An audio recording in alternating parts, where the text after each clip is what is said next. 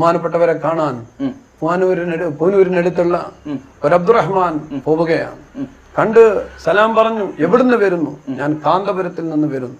ഉടനെ ശൈഖുനാ ഖുതുബുൽ ആലമിന്റെ അടുത്ത ചോദ്യം, എ.പി. ബക്കർ മുസ്ലിയാരുടെ വീട് അറിയുമോ? അറിയാം, ആ വീടിന്റെ അടുത്താണ്, അവിടുത്തെ അടുത്താണ് എന്റെ വീടുള്ളത്. ഉടനെ പറഞ്ഞു,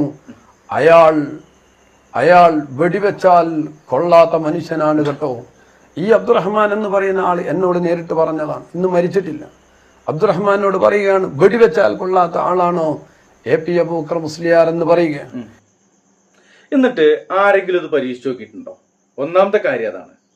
വെടിവെച്ചാൽ കൊള്ളാത്തത് എന്ന് പറയണമെന്നുണ്ടെങ്കിൽ എവിടുന്നെങ്കിലും ആരെങ്കിലും ഒന്ന് വെടിവെച്ച് നോക്കണല്ലോ.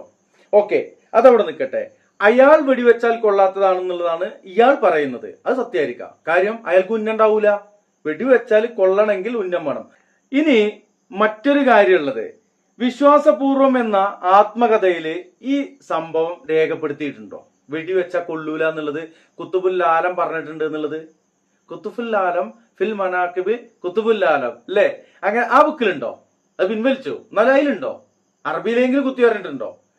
വിശ്വാസപൂർവം എന്ന് പറയുന്ന കാന്തപുരം എ.പി. അബൂബക്കർ മുസ്ലിയാരുടെ ആത്മകഥയിൽ ഈ കാര്യമുണ്ടോ? വെടിവെച്ചാൽ കൊള്ളാത്തവനാണ് നോം എന്ന് എഴുതി വെച്ചിട്ടുണ്ടോ? അല്ലേ? അതിനൊരു തീരുമാനമാണല്ലോ.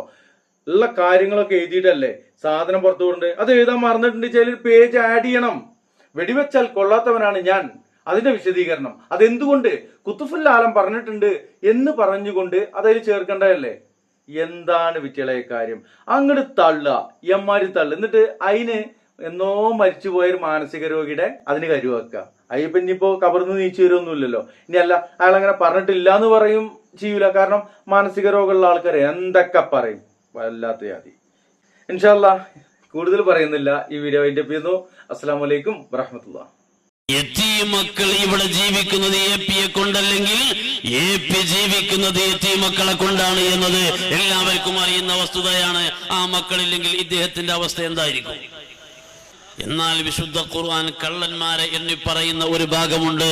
അറഅയ്തല്ലദീ യുകദ്ദിബു ബിദ്ദീൻ.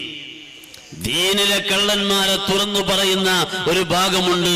ഫദാലികല്ലദീ യദ്ഉൽ യതീം എന്ന് പറഞ്ഞുകൊണ്ടാണ് കള്ളന്മാരെ പട്ടിക തന്നെ തുടങ്ങുന്നത്. യതീമിന്റെ പേരിൽ പിരിച്ചെടുക്കലല്ല യതീമിനെ പരിപാലിക്കൽ.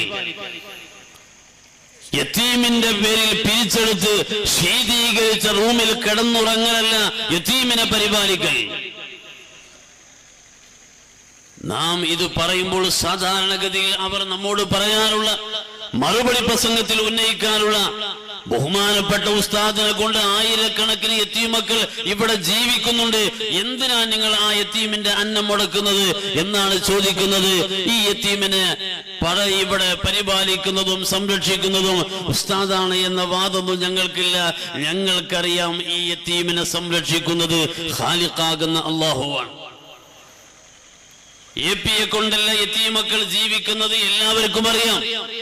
പക്ഷേ അള്ളാഹുവിനെ അറിയുന്ന ഒരു സത്യമുണ്ട്, ഔലിയാക്കൾക്ക് അറിയുന്ന സത്യമുണ്ട്, ലോകത്ത് ചരിത്ര ബോധമുള്ള എല്ലാവർക്കും അറിയുന്ന ഒരു സത്യമുണ്ട്.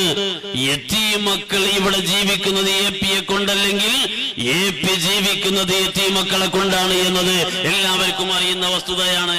ആ മക്കളില്ലെങ്കിൽ ഇദ്ദേഹത്തിന്റെ അവസ്ഥ എന്തായിരിക്കും?